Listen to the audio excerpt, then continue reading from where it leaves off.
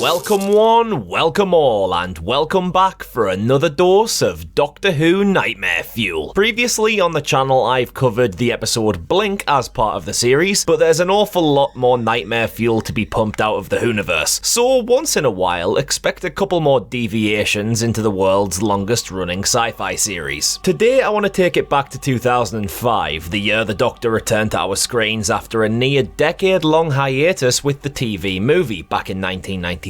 In the back end of Series 1, Stephen Moffat gave us his first proper contribution to the series, and boy did he have the nation at his mercy. This two-part story, named The Empty Child and The Doctor Dances, will forever be the story referred to as the one with the gas mask zombies. The Doctor and Rose chase down a dangerous warship to World War II London, but get there about a month after its impact. In the time since then, whatever force was on board the warship has caused an outbreak of a mysterious plague, where its carriers are totally transformed into having identical injuries, topped off with having a gas mask replacing their faces. The first of these victims that we meet is the titular empty child, a little boy named Jamie, who wanders the dark streets and rooftops of blitz-torn London. The atmosphere in the first episode immediately shifts into horror elements, with sharp, shocking music stings and blurred POV shots of the child himself as he stalks the Doctor and Rose, looking through the eyes of the mask. The boy continuously shouts out asking for his mummy, a line which has become one of Who's most iconic ever. "Are you my mummy?" has appeared on a lot of merch and has been referenced in other episodes since. But there's something so haunting about this catchphrase. You're presented with the image of a seemingly innocent, vulnerable child during one of the bloodiest periods in British history. He's lost and alone and is helplessly crying out for his mummy to come and save him. That truly is daunting to contemplate, and it's his childlike and innocent qualities that make the threat of the empty child all the more encompassing. Rose tries to save the child from a rooftop but is swept up by a barrage balloon. Unluckily, she's rescued from falling by an even more potent source of nightmare fuel.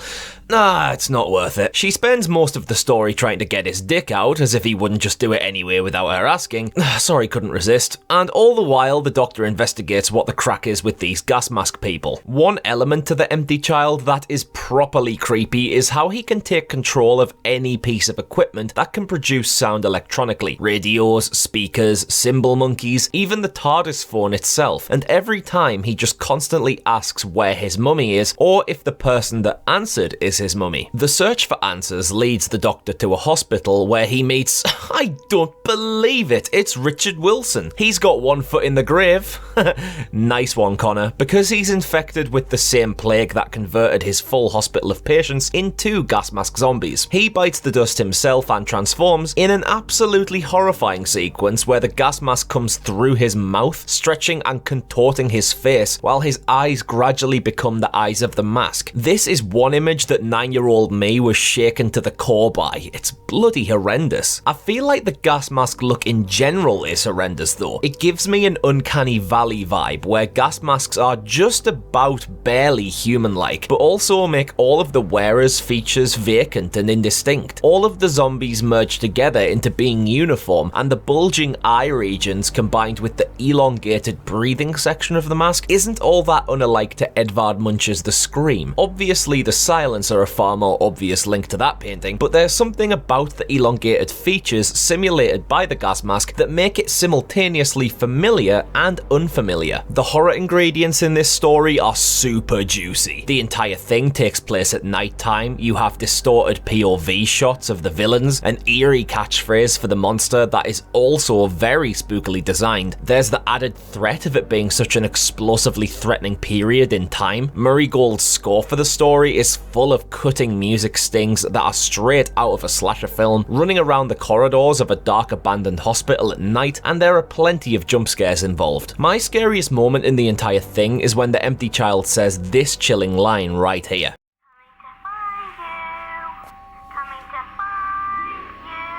that can get all the way out of here. It gives me serious Evil Dead, we're gonna get you vibes. Or even worse, I'm the bear, and I'm coming vibes. When an evil force playfully and childishly announces they're en route to hurt you, that is some messed up balls. The Empty Child and the Doctor Dances is still very much one of Moffat's strongest works, and to many fans is Christopher Eccleston's best outing as the Doctor. People of a certain age still recall the mental strain these two episodes played on us back in 2005, and even now when I watch it, I think back to being mortified by this one. Are you my mummy? Well, even if you're not, please uppercut the living daylights out of the subscribe button to help support the channel and allow us to spread to other hosts. If you have any more Doctor Who Nightmare Fuel suggestions, chuck them in the comments below, and I'm certain I'll get round to them one day. Until then, I'm Connor from Unleash the Ghouls, and remember, always ask permission first. Seriously,